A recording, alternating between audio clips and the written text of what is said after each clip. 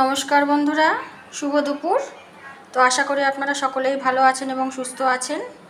তো প্রথমেই বলি, তো আমি আবারও চলে এসেছি বারাসাতে আমার বাবার বাড়িতে বিশেষ একটা উদ্দেশ্যে, বা রাখি বন্ধনের উৎসবও বলতে পারেন।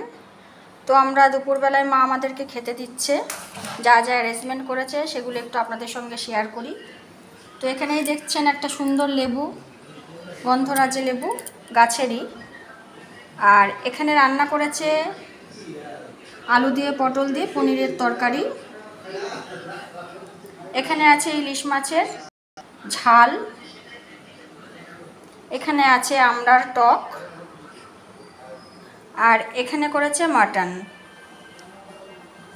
তো এইগুলোই অ্যারেঞ্জমেন্ট করেছে, এখন আমাদেরকে খেতে দিচ্ছে, এখন আমরা খেতে বসবো। তো এই রান্নাগুলো যদি ভালো লেগে থাকে তো লাইক শেয়ার কমেন্ট সবাই করবেন। ধন্যবাদ।